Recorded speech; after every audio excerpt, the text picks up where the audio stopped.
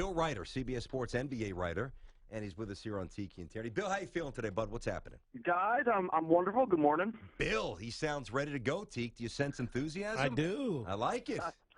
Well, Bill, let me ask you this. This is probably going to be, or has been, because we hit this an hour ago, positioned as a little bit below board by some, and that's fine.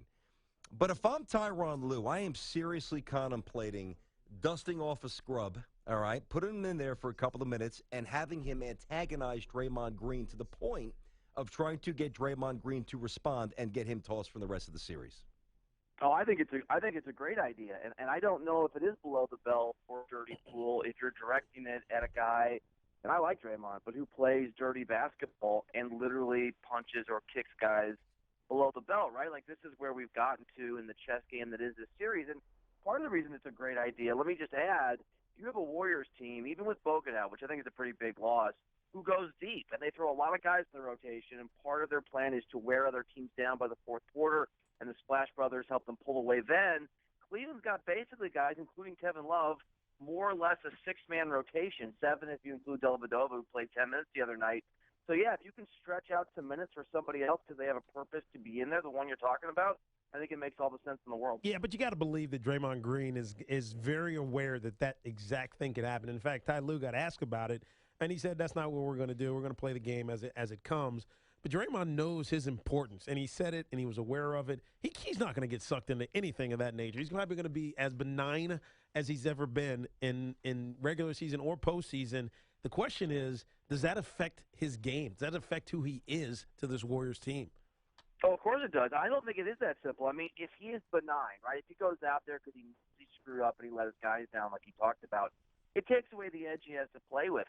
He has to play on that line to be Draymond Green, to be, I think, arguably the second most important player on this team after Steph Curry. But the thing is, like, we have seen this story before. He plays with that emotion. We've talked ad nauseum about how many times he has made contact with an opponent's groin, whether it's kicking Steven Adams or it's taking a swipe at LeBron James. By the time the LeBron thing came up, we knew it couldn't happen. He knew it couldn't happen. The whole world knew it would cost him a game, and he still lost his cool. So I think you throw as much tantrum opportunities at Draymond Green as you possibly can, and if you get him to overreact, that's a bonus. Mm-hmm. And if his defense against that is to shut that emotion down and to lock it away, that's probably a bonus too, because he's not the same player if he's not living and playing on that very, very tricky line. We're talking to Bill Reiter, CBS Sports NBA writer. He's with us here on Tiki and Tierney, CBS Sports Radio. Game 6 tonight, obviously. If there's a Game 7, it's Sunday, so we'll have a few days to to charge the finale up if we get there. And I think we do. Tiki's not so sure. We'll see. Let me throw this at you, Bill. How do you think the proper balance is struck between getting Kevin Love touches early and keeping him engaged and making him feel – I mean, it's so sad that you have to hold this guy's hand, but it is what it is – without compromising the ability of Kyrie Irving and LeBron to get off and impose their will early on this game? That seems to be the dance every single game, and that seems to be a very big challenge for Tyronn Lue. Yeah, it really is. Like, how do you make the broken spirit of Kevin Love somewhat come back to life during the NBA Finals? I think here's the answer. They didn't need him in Game 5 because there was no Draymond Green. LeBron James could play absolute downhill and attack the rim, which I think he should do anyway. And obviously Kyrie Irving was a maestro. I mean, those are the first teammates in the history of the NBA Finals ever, in the game's history, where teammates scored 40 or more points. When that happens, you don't need anybody else. You don't really need a bench. You don't need Kevin Love. But let's say that Draymond Green has the effect we all think that he'll have, and that these two guys, LeBron and Kyrie, can't impose their absolute will on a historical level like they did in Game 5. You got to get scoring from somewhere else. And if it's not 20 or 25 points from J.R. Smith, it has to be some scoring from Kevin Love. And you also you have to rebound, especially with Draymond Green back in the game. You've got to keep that rebounding advantage that has powered you in every one of your wins. I think, and I don't think it's likely, which is why I still think the Warriors have a chance to win this game. I don't think Kevin Love, guys, has it in him. Not anymore, for whatever reason, not with this Cavs team. And I think that as long as they can play some defense and Draymond's return brings back the old Warriors defense, I think that gives the Warriors a chance because it's Kevin Love who would have to be the difference maker. How does Steve Kerr mitigate the loss of Andrew Bogut? I mean, can the Cavs be expecting that small ball lineup for basically the entire game?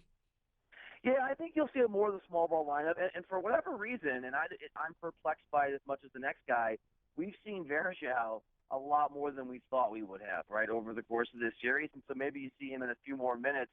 Bogut, a big loss. I mean, the guy could play 12 to 17 minutes limited, but in those limited minutes impose his will. In one of the games in the series, I think he played 15 and a half minutes, guys, and he had 5 or 6 blocks. It's a really big loss. So, yeah, I think they'll probably go small, especially toward the end of the game. But don't be surprised if you see Steve Kerr throw some guys out there, throw some different lineups out there early to see if it can work and what it can do without Bogut.